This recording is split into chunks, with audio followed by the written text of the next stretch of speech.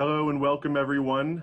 We're just gathering folks to get started on our conversation with the Florida DEP. You can start gathering in this waiting room. To listen, you click the join audio button in the bottom left-hand corner, and this will give you the option to listen to either through your smartphone or your computer, or you can call the number and join by phone. Just for the record, attendees will not be able to share video, and if you're having difficulties, please send a chat to us directly using the chat function in Zoom. And after the substantive part of the program, we will have a short Q&A where members of the audience can ask questions to Ocean Conservancy or the DEP. And some people have already asked questions ahead of time and we've collected those, but you're welcome to ask a question by clicking the Q&A button in the bottom middle of your screen. So we're just collecting folks now, and we will be getting started shortly. We'll probably give it another minute before we start the actual program. So thank you for your patience, and we'll be getting going here in just a minute. I see some more folks joining, that's great.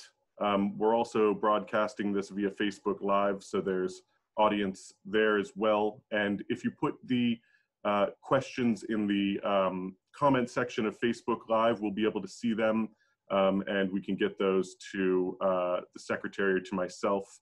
But we'll be starting momentarily with the substantive portion of the program. So just stay tuned here while we have a few more people join the Zoom and the Facebook conversation. We'll give it another 30 seconds or so before we begin. And again, if you have questions, you can put them in using the question and answer button in the bottom middle of the screen on Zoom, or you can put them in the comments section in Facebook Live, where we're also broadcasting this. So I'm going to go ahead and begin. So on behalf of Ocean Conservancy, I'm pleased to welcome you all to our conversation with the leadership of the Florida Department of Environmental Protection, Secretary Noah Valenstein. My name is JP Brooker, and I'm the Director of Florida Conservation for Ocean Conservancy, and I'm based in St. Petersburg, Florida. I'm a native Floridian, born and raised on the Indian River Lagoon in Brevard County, and I've been with Ocean Conservancy for 7 years, and I've worked on federal fisheries policy, Florida water quality and abundance, marine debris and ocean plastics, oil and gas, and marine wildlife conservation. I'm a member of the Florida Bar, and I serve on the Bar's Admiralty Committee and the Government and Public Policy Advocacy Committee.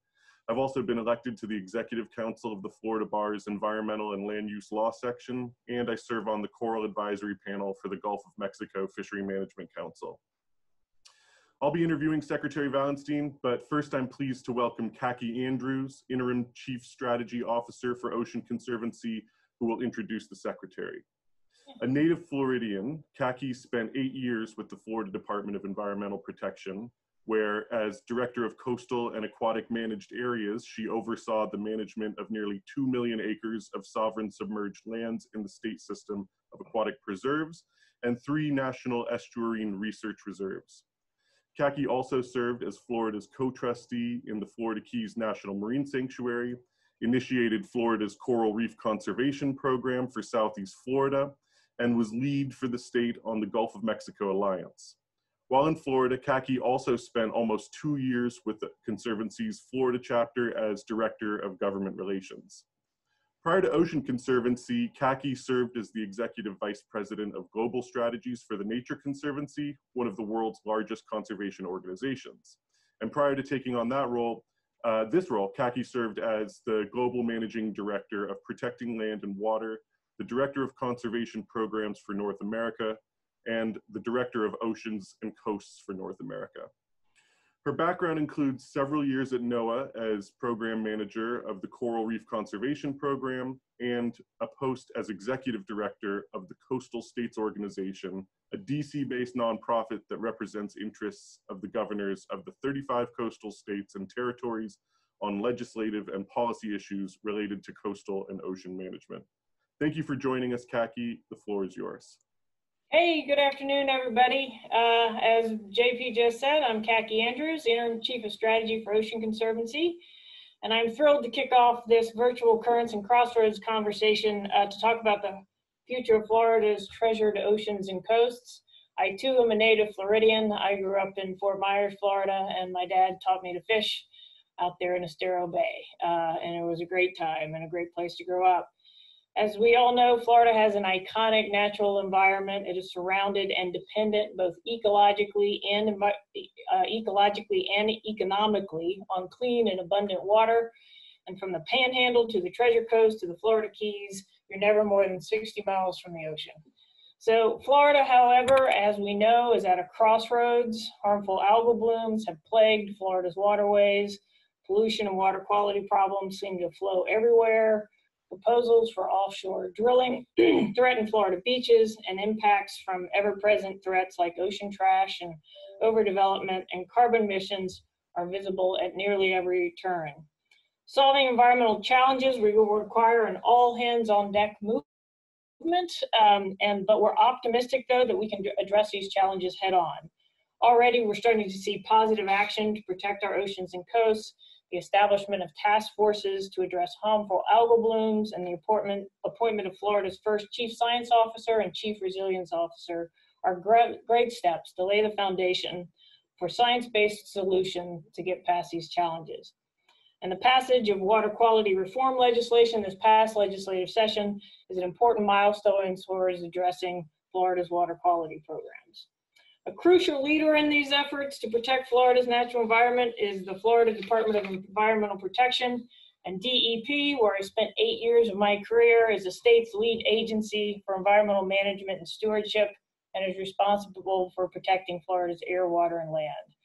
And key to ensuring the state meets the moment to protect our crucial resources is our special guest today, who I'm very pleased to introduce, the Secretary of the Florida DEP, Noah Valenstein. Noah and I overlapped for a little while at DEP, so it's always a pleasure to see you again. It's nice to see you, Secretary Valenstein. You too. Yep. Noah was appointed Secretary of the DEP by Governor Rick Scott in May of 2017 and reappointed by current Governor Ron DeSantis in February 2019. This is Noah's second stint at DEP. He and I overlapped during his first stint, and having returned to the department after nearly 15 years of public service experience with governmental agencies and a passion for natural resources protection, which I can personally attest to.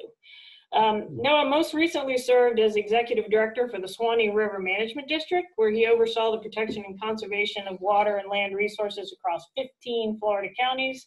And his previous experience includes working on environmental, agriculture, and energy issues in the Executive Officer of the Governor in the Florida House of Representatives, as well as with several leading environmental nonprofit groups. With a strong belief in the power of partnerships, Noah is focused on building relationships between diverse groups of stakeholders.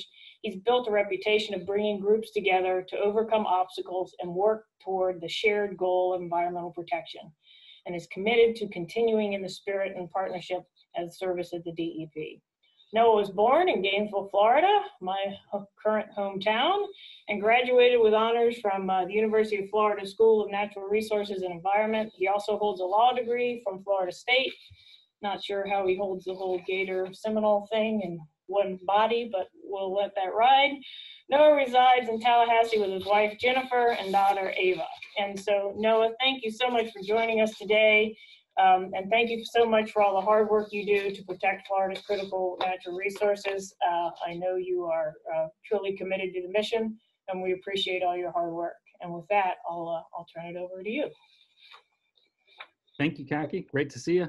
I would start just by mentioning it's amazing working in the natural resource areas, especially in Florida, in part because you get to work with folks like Kacky. Kacky, I remember working with you and really being inspired by you when you're at the Coastal and Aquatic Managed Areas and DEP. And one of the neat things about working in natural resources, you get to see everyone's unique but overlapping passion for natural resources, and you get inspired by it and you grow from it, and that makes you stronger. And then as you get to work as a team together, great things happen. And so I think everyone working in this area is invigorated and empowered by the folks they work with and their own inspiration and their own passion for natural resources. So that's something that I always enjoyed about DEP. Certainly it was folks like Kacky that really made me so interested to come back to the department and be in public service, because there's just no greater joy than working side by side with a team of folks who are really committed to protecting the environment. And that's a special opportunity here in Florida. So thank you for that. I'd also mention, Florida's unique. I think here in Florida, it's hard to be a Floridian without being passionate about natural resources. It's hard to be a Floridian without, being side by side with some amazing resource, whether it's freshwater springs in North Florida, whether it's our iconic sandy beaches, whether it's the Everglades, a World Heritage Environmental Site. You can't be in Florida and be a Floridian without knowing about our natural resources and without enjoying them. And so when something goes wrong, you notice it quickly here in Florida. I know Kacky mentioned oil drilling. We just recently met about the 10th anniversary for the BP oil spill. And that demonstrates when something goes wrong, you notice incredibly quickly in Florida because of the impact it has. Whether it was oil beaches or just the perception of impact, when you have an environmental issue here in Florida, it has an impact on our economy immediately, has an impact on our way of life. And so that's one of the reasons for oil drilling, why we've always been suspect about drilling in the Gulf and had a strong position against drilling offshore in the Gulf of Mexico from Florida. And so I think you can see that no matter what issue you have in Florida, one of the reasons Floridians are so passionate about the environment, not just because they moved here, but they know the second something goes wrong, it impacts almost every aspect of their life. And so with that, I would mention before we sort of talk about individual issues and have questions, sort of tell you what's going on here in Florida. I know that some of y'all probably are listening from outside the state, may not have caught Kacky's joke about me going to two opposing universities in the state of Florida that don't necessarily get along and have a little bit of a rivalry. The answer to that is always easy. You go with whatever your wife says, and her allegiance is to FSU. So I'm careful with mine, but whatever my wife and daughter want is the answer there. But here in Florida, it's been, for someone who's worked alongside folks like Kacky and others for years and years now, it feels like there's an environmental resurgence here in Florida. And hopefully the energy here in Florida is gonna really move and create a environmental movement across the nation. And so some of the things that happened recently sort of coincided actually with the gubernatorial election about a year and a half ago. There was an immense amount of attention on algal blooms happening, especially in South Florida, Lake Okeechobee. There's a large hole in the southern end of Florida, which is our largest freshwater lake. And it discharges largely due to man-made reasons, but there's still some natural connections from before to both coasts. And that was causing blue-green algal blooms both in the lake and in our estuaries. In fact, when the discharges were too much, it was turning what would have been saltwater estuaries into freshwater and bringing freshwater algae with it in a number of problems. And so that conversation really, through groups and nonprofits like your own, through state agencies and through some political conversations, was right in the spotlight here in Florida. And when our new governor, Governor Ron DeSantis, came in, so often it happens in political elections, you hear a lot of talk about the environment, but then maybe some things don't happen. And so I think everyone was surprised when it was less than 48 hours into his administration when he actually issued an executive order that had broad sweeping changes across the state for the environment. I'll mention a few of them now that are relevant to the agency. And I think sort of characterize the passion behind this and what's sort of happening in Florida. And that was a recognition that we have got to be able to talk about an environment and be able to connect. If you're a mother and father, a bait shop owner, a business person, no matter who you are in Florida, you've got a right to be involved in the environment. Likely that's why you're here in Florida. And we as an agency need to make that easy for folks to be able to hold an agency accountable, hold political leadership accountable, and also know what's the quality of environment and how are we going to get to the quality we want. And so with that came a restructuring of the agency that I get to serve at. And paramount of that was the creation of a chief science officer position. And so Dr. Tom Frazier, who's currently with UF, but soon to become dean down in USF down your neck of the woods, JP. His position allows us to have someone on leadership staff who doesn't have to be bound by the additional duties of worrying about budget decisions or staffing decisions and bureaucracy like that, but he has a seat at our table at leadership, and his sole duty is to say, here's what I think the science says, here's where I think we're missing some information, and whether it's politically convenient, whether it's convenient for your budget, whether it's convenient for the staff we have, here's my unadulterated scientific opinion on this. And then as a management team, we get to deal with that and together chart a course forward for the betterment of Florida's environment. I think that was an incredibly astute decision of the governor to make. He made a similar decision to create the Chief Resiliency Officer to make sure that Florida has a lead in impacts from climate change, such as sea level rise. Dr. Julia Neshwat was the first CRO for the state of Florida. And I now have the privilege of serving a dual role as the Secretary for the Department of Environmental Protection and also the Interim Chief Resiliency Officer. But that new structure sort of talked about having to be transparent about data, having to be able to take problems head on, involve the public, be able to say what our goal is, and then be able to have folks keep track of that and make sure that we are making the movement forward that we all want. And so one of the things we've started was protectingfloridatogether.gov, which is a website where right now for South Florida, soon for the rest of the state, we talk about water quality. And it's meant to be a tool so that folks can go on and answer the simple question of, what's the quality of water in my backyard? Is it good? Is it bad? What's the state doing about it? What can I do about it? Can I volunteer? And let me keep track of that and get updates to make sure you're actually doing what you said you would do. And I think that's really going to help empower that environmental movement through Florida and I hope across the nation. And so we're excited to see that. That process, I think, is really going to help us make a lot more movement forward on Everglades restoration. Again, that defines the south end of Florida. We've had ribbon cuttings and groundbreakings and expedited construction of key projects like the Everglades Agricultural Area, which is another storage basin south of Lake Okeechobee to help ensure that we don't have harmful discharges.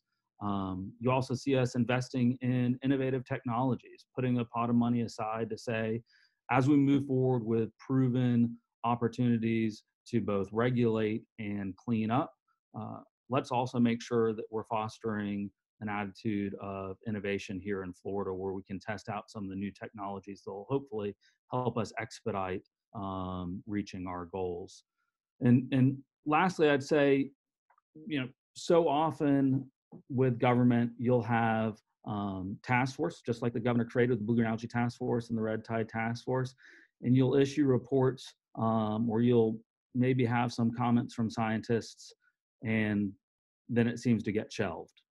And so one of the really rewarding things for the agency right now is with our chief science officer, with Blue Green Algae Task Force, which was comprised of some of the top scientists from around Florida, from the time period of talking about an issue to acting on it has become incredibly short. So we started the Blue Green Algae Task Force talking about what are our current policies that we have in place to regulate nutrients here in Florida, whether it's agriculture, stormwater, wastewater, whether that's large municipal wastewater systems that may be having spills, whether that's personal systems such as septic tanks that are having an impact on water quality. Across the board, how are we currently handling that? In the view of these academics and scientists, where are their holes? Where are there sort of obvious low-hanging fruit that needed to be addressed? In less than a year, we went from the task force hearing presentations of where we were today, making comments, and then the chief science officer sitting down with the team at the department and us coming up with legislation for the governor to move forward with to start shoring up those holes and making sure we're doing a difference right now and not letting a report sit on the shelf. I really credit that to the governor and his team for leading by example, saying that the environment's an important issue and saying that we just don't have the luxury to wait. The status quo is not an option. We have to make progress forward. And hopefully that's going to make a difference here in Florida. But also that attitude, I hope, really allows us to band together with other states and create a environmental movement the likes that we haven't seen for decades. Well, thank you for that, Secretary. And, I really love hearing about your passion for the Floridian environment and, hearing about, what drives you as Secretary, to protect this amazing resource that I think you put it so nicely. If you're a Floridian, you must care about our beaches, our coasts, our spring resources, our Everglades, which are, America's Everglades. So, thank you for your commitment and your passion to this work that you do. And you were just getting into some of the legislative response that you've had success with, and I'd love to kind of peel back the layers a little bit more on that. So Governor DeSantis signed into law Senate Bill 712, which was the Clean Waterways Act, just signed on June 30th, which is aimed at reducing the impact of known nutrient pollution sources and realigning the state's resources to enhance the protection of Florida's environment and strengthening certain regulatory requirements. Secretary, you were quoted as saying that the DEP's priority will be to, quote, continue creating tools to promote collaboration among federal, state, and local partners when working towards our shared goal of protection and the preservation of natural resources in Florida. And I think I really like that word continue. And so my question to you is, what are the next steps that you foresee when it comes to implementing Senate Bill 712? And are there any particular challenges that you envision as this important law begins to take shape in rulemaking? And specifically looking towards rulemaking and the litany of rules that are going to need to be promulgated to actually, enable the Clean Waterways Act.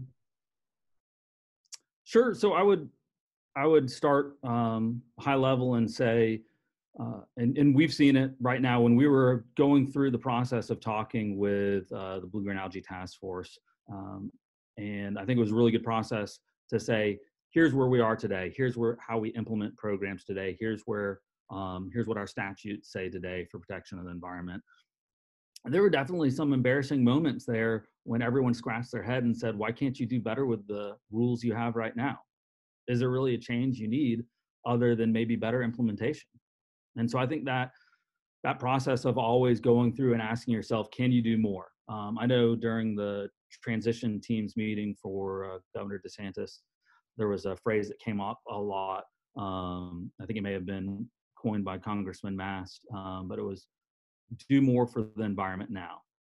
What can we do now for the environment? And so I think that's been the most critical step. And honestly, that's helped us with better inspection, better enforcement. And we have to always continue doing that. And so as we move forward, I think one of the key things about the bill was to make sure that this wasn't a finger pointing moment, right? That we are all a team of Floridians. Everyone cares about the environment here in Florida. We have to recognize that and recognize also that everyone has an impact and everyone has to chip in and do it together. That doesn't mean we need to blame people. We need to just simply own up to the fact that our actions have consequences. And if we want the environment to get better, we need to make changes and do that together. And so the bill intentionally addressed almost every area where you would see impacts from nutrients. So stormwater, any built infrastructure. If you live in a home, you have impervious surface. You have a roof, a driveway that water's collecting either chemicals, other pollutants, and then washing off somewhere. A lot of us just don't think about that, but it goes somewhere into a water body, into a treatment system, into a holding pond, and that has consequence. And so for stormwater, we're excited to start a rulemaking process. We are actually beginning that, just sent out a notice last week for the first hearing, and that will begin July 30th for our first stormwater meeting. The consequence of that is really going to be to make sure rules that hadn't been updated for quite some time meet the latest science and really ensure that as water's running across built surfaces in Florida, that we have a system to ensure that it's not damaging our fishing grounds, our drinking water, and the like. For wastewater, for personal systems such as septic, many areas in Florida have septic tanks and aren't going to a large municipally owned utility. that was a massive undertaking. This bill for the first time, and it's one of these things where you scratch your head and you say, how can simple things like this take so long to achieve? But for the first time in the history of Florida, this bill now creates a system that will regulate septic systems as a source of nutrients and not just as a source of pathogens and a public health issue. So it's moving the regulation of septic tanks from the Department of Health in Florida to the Department of Environmental Protection, saying, yes, it is a public health issue and we still need to address that, but we have to recognize that septic tanks are having far-reaching consequences on our water quality across Florida, and permits for septic tanks need to take that into account. And so this is going to be a huge process. It's a large program at the Department of Health, and it's going to take a couple of years to get transferred over here. But we're excited to have cemented into state law now the view that it is critical that we address septic tanks as a source, as an impact to water quality. But really the work right now is to make sure that we don't lose time implementing. So we've already started working with the Department of Health, who's hired some outside help to work with staffing and budget and help figure out how we're going to move everyone over. A lot of folks who work on those issues for the Department of Health, as you can understand, had split duties. So it's just making sure that we coordinate well between the agencies on that. On agriculture, we're excited to see, this legislation required better inspections of large agricultural producers here in Florida to make sure that they were having the same expectations that other businesses with environmental permits had, that they were getting inspected in person by the Department of Agriculture and Consumer Services. And also then that the Department of Agriculture and Consumer Services sends us the information they collect so that we can, as we're looking at impacts to water quality or developing restoration plans, we've got the data to say, we know exactly what was put on the ground and what amount of fertilizer, and we can start honing in on areas where more needs to be done. And that had not happened before in Florida. Again, one of those simple things that you would expect the Department of Environmental Protection to be getting, that sort of information about agricultural production here in Florida and on fertilizer, but simply had not been happening. And so over the next year, it's to make sure it happens, right? It's in law. Something in law doesn't do much good unless we actually implement it and make sure that moves forward. And then on large scale wastewater, all too often here in Florida, you hear stories about sanitary sewer overflows. Fort Lauderdale is a great example. It's our largest sanitary sewer overflow that we've seen in our history here at DEP. We've levied the largest fine against them. But one of the things that came out from that is Fort Lauderdale, like too many municipalities across Florida, was taking money out of their utility system and putting them elsewhere throughout the city. Probably did good programs, but they were shortchanging investments in their wastewater treatment system, which was having devastating consequences now. That simply can't happen. And so the governor was clear, put his foot down and said, no, we're increasing fines, we're increasing penalties, we're making sure that we get reports on where money is going from utilities to make sure that it's being invested back into that utility, and also to make sure that we're adequately hardening infrastructure to be resilient to hurricanes, which are a yearly experience here in Florida. And I'll end with just one comment about that, which is another example of reports that sit on shelves. We did a report after hurricane here in Florida to the legislature talking about what were the causes of sanitary sewer impacts, and it was power outages and leaking lines where water was flowing into, and that report sat there, right? We're proud that this legislation picked that up and said, all right, you got to fix leaking lines and you have to have backup power across the board for pump stations for utilities to nip this in the bud. So that's really going to be our focus over the next year. Again, is implementation. It's key. Again, words on paper don't mean anything. It's the actions that will really make something happen. Yeah, I appreciate that. And I think you're exactly right. Implementation is definitely the next phase here and going to be critical in making sure, we're doing the best thing for Florida's waters. I feel like I've heard you refer to Senate Bill 712 as an iterative process, or that it's just the first bite at the apple. Do you foresee further legislative efforts building on this in upcoming sessions, the next session or the session after?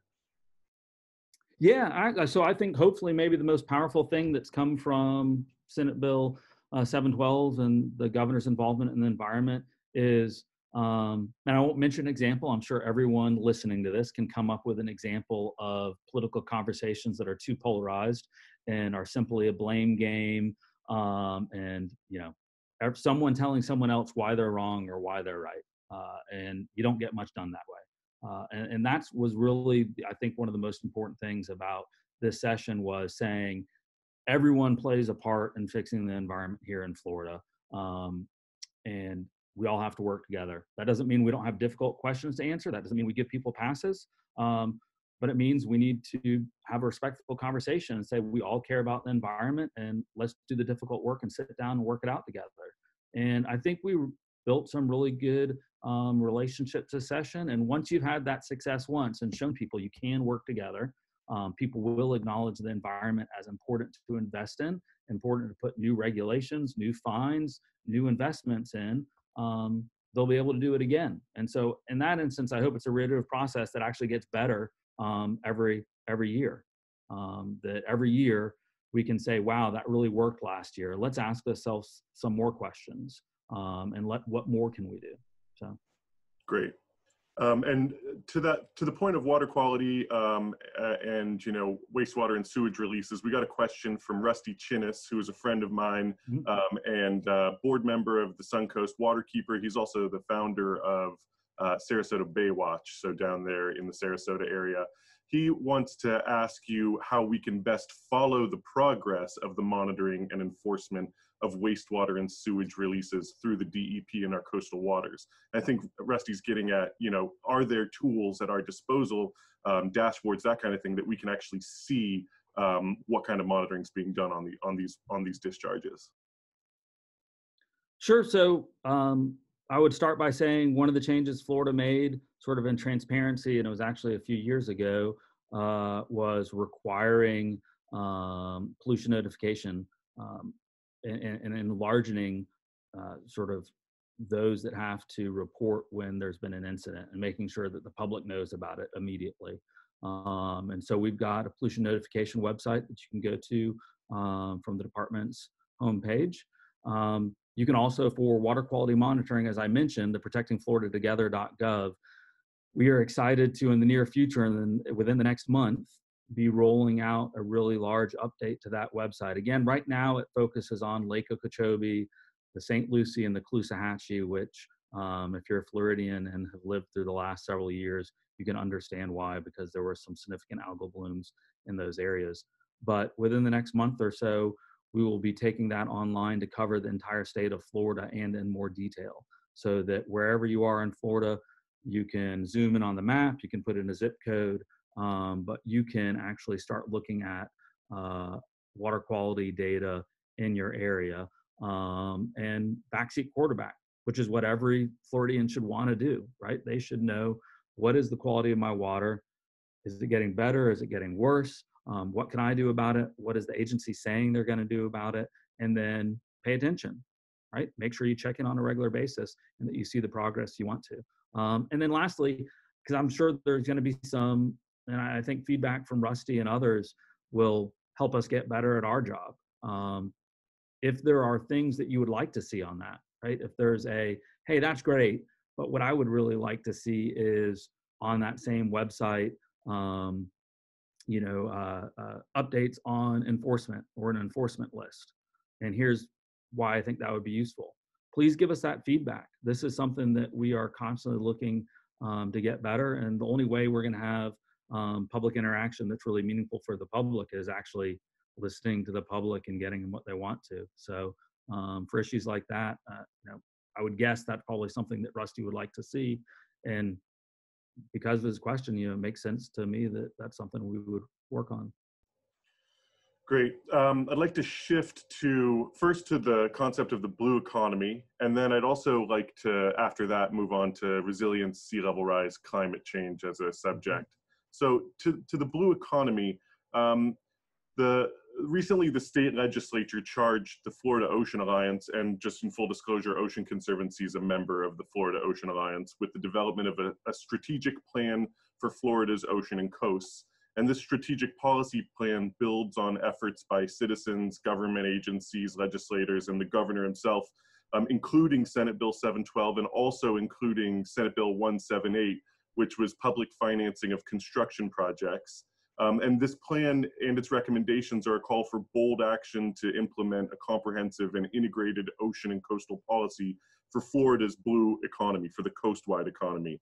And so the plan calls for public-private partnerships as integral to its implementation and as essential in a state like Florida, which is so dependent on coastal and marine resources. And so my question to you, Secretary, is what are your thoughts about how such public-private partnerships could be leveraged to achieve meaningful impacts for Florida's blue economy? Yeah, I think it's going to be critical to movement forward in that take either coral or land acquisition or sea level rise as examples. So start with maybe sea level rise. I think one of the things that's really helped in areas in Florida create a good conversation about why we need to address impacts from climate change like sea level rise, and that it is a reality impacting Florida, is the involvement of business associations, insurance industries, and others saying, here are the real world impacts happening to us. We have to have a conversation about this. And I don't think we would be as far as we are in Florida without those voices, and it's going to take those voices for us to really address issues. Government will set regulations, have enforcement, help with funding supplies to incentivize certain actions, but really in order to have the broad sweeping impacts, it needs to be worked into everyday life, the actions of corporations, and it has to be embraced by society as a whole. So I think you've seen it there. Likewise on coral work, we've got a large campaign right now in Florida for Florida's coral reef. And, unfortunately unknown to even many Floridians, we've got one of the world's largest coral reef systems right off of Southeast Florida with tremendous benefits, not just for its ecosystem, but also for the protection it gives to our coastline. 97% of wave energy can be dissipated by a healthy reef system. And that reef system is not healthy and it starts crumbling and is lower in height, you don't get that same benefit. But really, our coral reef system is the first line of defense we have from hurricanes, rising sea level, and others for our coastline. And it's a huge driver for our economy. You talk about how intertwined Florida's economy is with natural resources. Almost 5% of Florida's GDP is related to outdoor recreation. And Florida's got a massive GDP. I think we're the fourth largest in the US, more than $1 trillion. When you compare us to the rest of the world, we'd be, I think, about the 17th largest country based on GDP. And so when you think about what a huge amount is derived from our natural resources, it's critical that businesses speak up and are part of the solution. I'll mention land acquisition as one of the last things. Large landholders and it's been a rewarding process for the department to be involved in the conversation between large agricultural landowners, the Department of Agriculture and Consumer Services, which actually has Florida's energy office, and others, about how do you capture the value of large land for being a source of carbon sequestration? What are all the ecosystem services that these large slices of Florida provide? And that some of those really need to be in public ownership so that the public can enjoy them and make memories there for future generations, protect a lot of species. In other instances, we can certainly reap all those benefits and even more with them being held in either agriculture or other uses, but being intact and providing those benefits to Florida.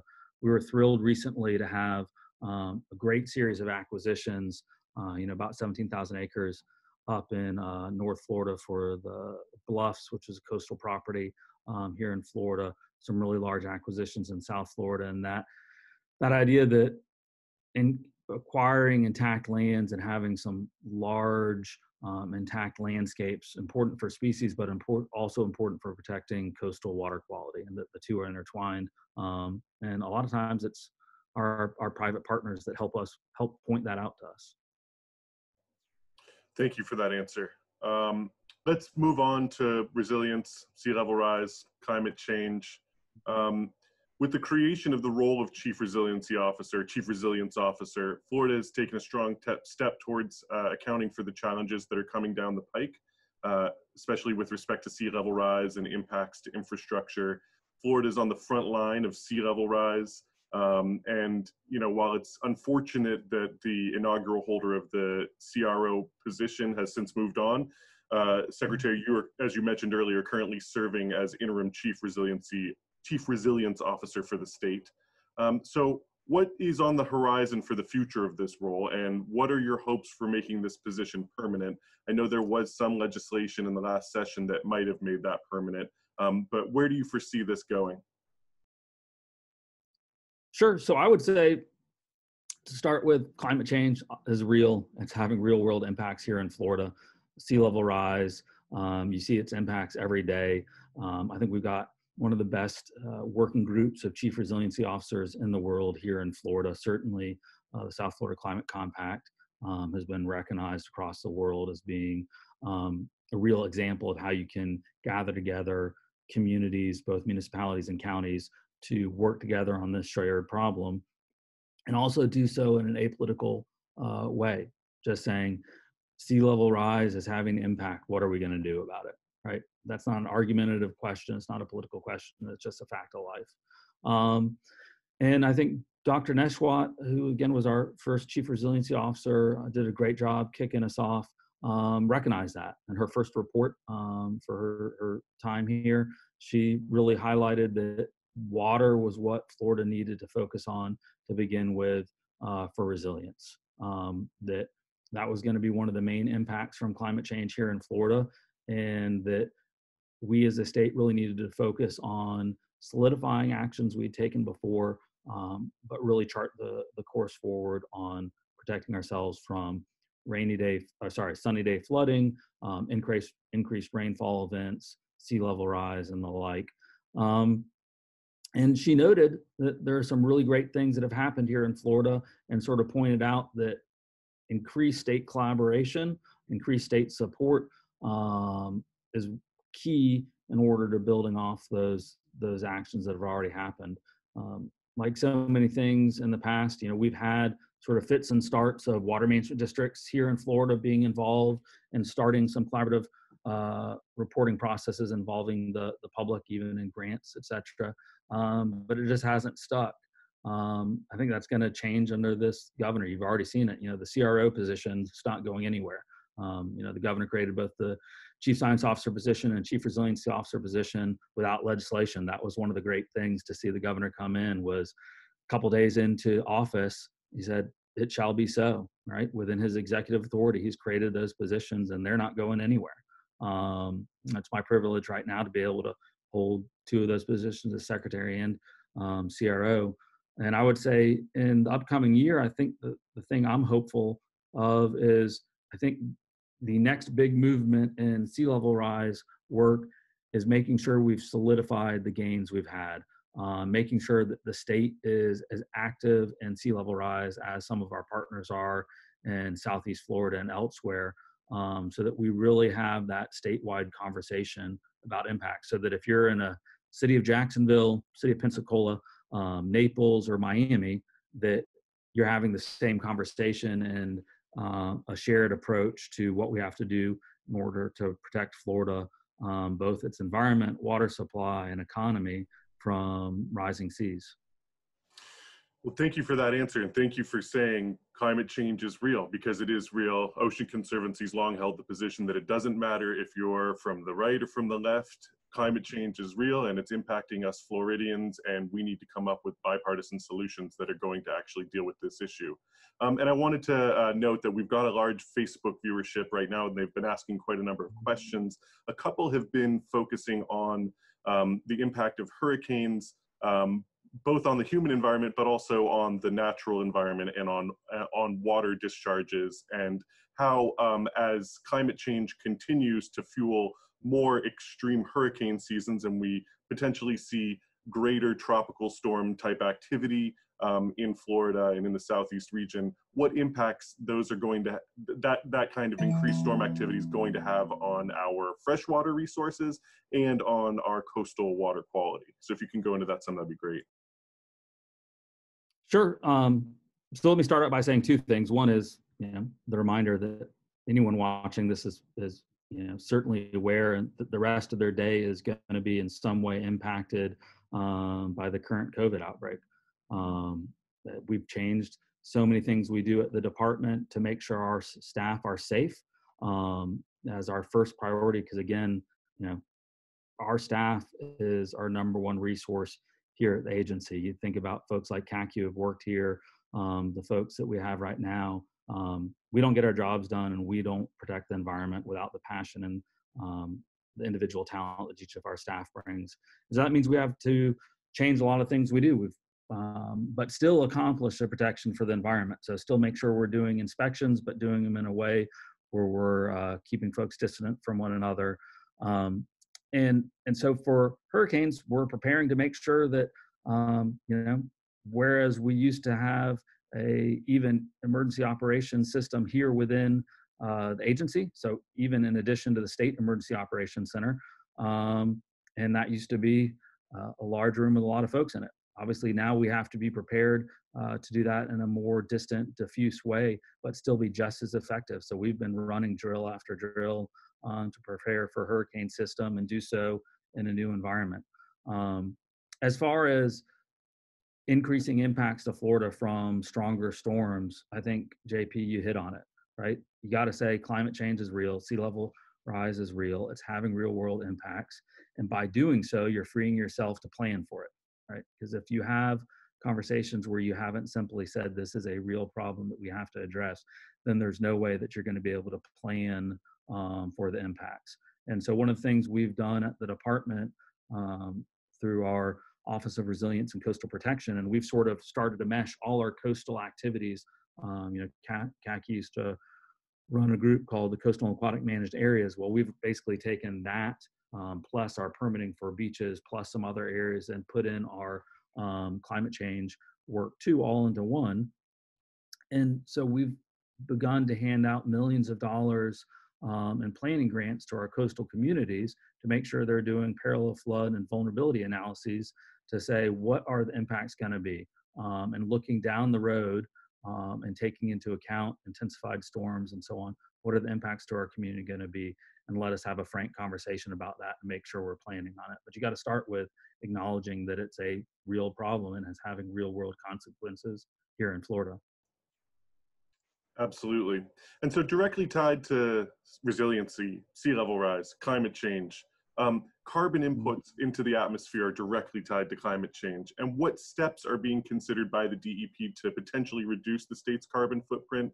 And are there any plans on the horizon that you foresee will be impactful in reducing carbon emissions? And you've seen in some parts of the state, particularly in South Florida with Resilience 305, there are some plans underfoot that will be addressing carbon inputs. So I'm just curious what the DEP is thinking or doing with respect to carbon inputs and climate change. Sure. So, it starts with, we have to have clean water, clean air, protected lands. I mean, that's at the center of our mission as an agency. And so every year we work to make sure the quality of air here in Florida is better than it was before. Since 2000, we've seen almost a 90% reduction in pollutants in our air from industrial sources here in Florida. That doesn't include things like pollutants coming from cars and traffic, et cetera, and smaller sources. And so that's one of the things we've really wanted to begin working on. I'm excited to have joined the governor the other week to kick off for putting in electrical charging stations throughout Florida's main evacuation routes. We announced about $8.6 million for fast charging stations that are universal, open 24/7 along Florida's major corridors, so I-75, I-95, I-4, and the like in peninsular Florida. And that alone is going to get us about a 50% increase in the number of open and available universal fast chargers So it doesn't matter whether you're driving Tesla or another type of car, you'll be able to use those stations. We're excited that we've got about another $13 million, for a total of $25 million to put into fast charger stations. And we think hopefully when you see that infrastructure put in throughout Florida, I think you'll really start seeing a change in, folks' ability to use electric vehicles in a serious way, not worry about whether they're going to have a spot to charge the car on longer trips. Likewise, I think the conversations with large landowners, to your point about public-private partnerships, carbon sequestration, starting to recognize the ecosystem services that are provided by some of the resources we have in Florida, and been excited to do that. And I'd comment, I think one of the things, whether it's solar energy, we're the fifth largest investment that you see in recent years in solar panels here in Florida. I think it's going to take the same approach that we talked about for water quality, which is getting folks together, doing it in a non-adversarial way. Certainly, it's going to be even more critical for this issue because in Florida, we're split, as I mentioned, the energy office is with the Department of Agriculture. Certainly, we've got a great working relationship with the Commissioner of Agriculture. You also have the Public Service Commission, which regulates utilities.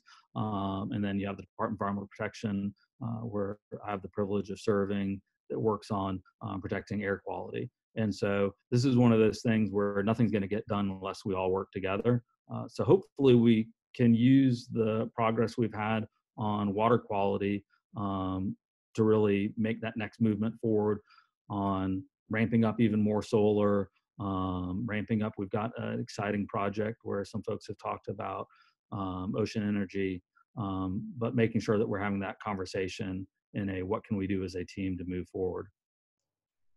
I'm glad to hear that, and thank you for that answer. So we've got about 8 minutes left. I want to ask a couple of the more random questions coming from our audience that aren't necessarily related to specific things that we've been talking about or are, but just sort of, let's look at one here from Tishy Bunk on our Facebook feed. Asks, why did no one notice or do anything with Lake Okeechobee until recently? Why was it overlooked for so long? And I think, that is an interesting question because, it's this big lake. We've noticed water quality issues with the lake and with the Caloosahatchee and St. Lucie rivers for a long time.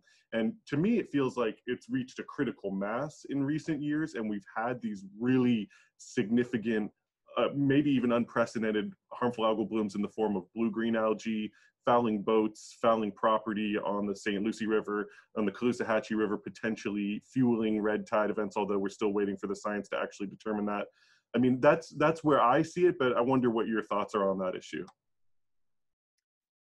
Yeah, I mean, I think to be fair to folks in the past, a lot has been done, right? I mean, you think about, Florida, the Everglades restoration, which is about re-alter. So this is a system that back in the days when folks thought the Everglades was just a swamp and needed to be eliminated, and let's ditch and drain it and not think about the consequences or understand it. We're having to undo so much of that right now. And that's the point of Comprehensive Everglades Restoration. And, this CERP, Comprehensive Everglades Restoration, was authorized back in 2000. And so we've been at it for a while, and certainly Everglades Restoration began well before 2000. And so these are massive projects. They take time. I will say, though, I agree with you, JP, that the tone's changed, and I think progress has been accelerated. I think in large part because Florida has really started to create an ethic of working together towards that shared goal, doing a good job about saying, what is our goal? Everyone wants to see that same goal of a restored Everglades, of a successful environment here in Florida, and then working together to achieve that. And so you started to see expedited projects. At the beginning of Everglades restoration, all too often it was, characterized by litigation, right? I'm a lawyer myself, actually litigated and was part of folks represented in some Everglades cases here in Florida. And you had a lot of attorneys making money, but the progress was not what you see today. And that can happen in so many environmental challenges throughout the U.S. And certainly Sometimes litigation is the only route you have, but I certainly believe in if you can get communities involved and really have that clear goal and spend the time to make sure that folks are bought into that, you can make an awful lot of progress more quickly that way. And I think that's what you're seeing right now. Thank you. And I'll ask one more question before we get into a wrapping up here. And this is a question that, I'd never even thought of until it was posed here by Bonnie from Miami Beach. I live on Miami Beach, and we are subjected every single day to the approach and takeoff of airplanes from the Miami International Airport. My roof is black, and when it rains, the black washes off into the ground, on the porch, on the sidewalks, etc. I am one home. Imagine all of the homes in the flight pattern. How are we thinking about this pollution source for the ocean and our waters? So I guess she's drawing the connection between the emissions from the airplanes and how it may actually end up in our waterways. And there's probably lots of pollutants that are like that aren't directly obvious or come from terrestrial sources that we just don't immediately link back to our marine environment, but we probably should be. And good question, Bonnie. Thanks for that. I think in order to answer it, Bonnie, I hope you can send in your contact information to JP, because I think in order to get you an answer that you'll be satisfied with, probably going to take a little more detail. The short end of it is, major sources of air pollution. There's Clean Air Act permits. Thankfully, again, back in one of the prior heydays of the early 1970s, you had federal pieces of legislation like the Clean Water Act, Clean Air Act, and others passed. Again, I think we're entering sort of the new environmental movement now, and you'll see other pieces of legislation like that pass, I hope. But you should be able to look at, and we actually have our air monitoring stations public, so that you can go online to our website and bring up air monitoring station close to you and see the levels being measured. But I think probably the best answer is, let me get someone from our air office in touch with you so that they can go through that data, and they would do the same thing. Pull up a station near you, make sure that it's accurately capturing the data, wanting to hear, hey, are you seeing real world impacts that maybe this monitoring station isn't collecting? Do we need to put in another monitoring station? Is there something we're missing? That's always a critical aspect, and that's something that I encourage folks all the time. If you see something that doesn't look right, if you see what you think is someone dumping material or creating environmental crime, call and report it. We've got those hotlines, and we would never be able to protect the environment the way we do without members of the public taking the time to report either environmental crimes or ask questions like that. Hey, I'm worried about my air quality. I see this. Can you tell me what my air quality is? And our staff always love the chance to interact and be able to answer that and walk through what we're doing. Yeah, the old see something, say something. I mean, I think it really applies just as much to what's going on in your backyard. And the FWC has hotlines as well, where if you do see some potentially illegal fishing or hunting activity going down, you can also call them and report that type of crime as well.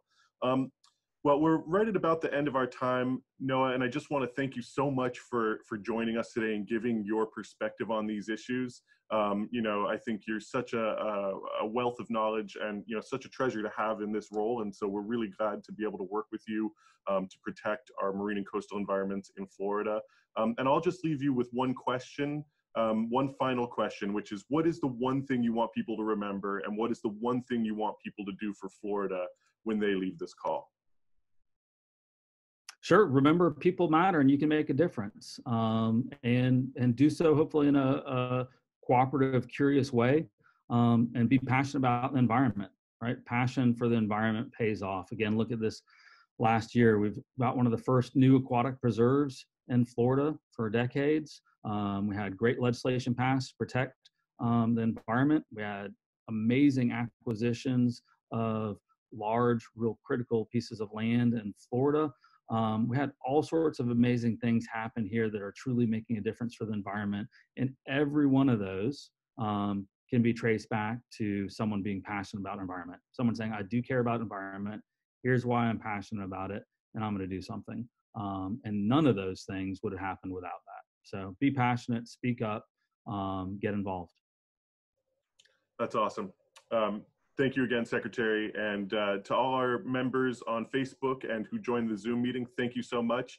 You can go to www.oceanconservancy.org to learn more about our programs. You can go to floridadep.gov to learn more about the Secretary's work. And I'm always happy to answer any questions from our members or anyone from the public, so feel free to reach out. And I hope you all have an excellent rest of your day. Thanks so much.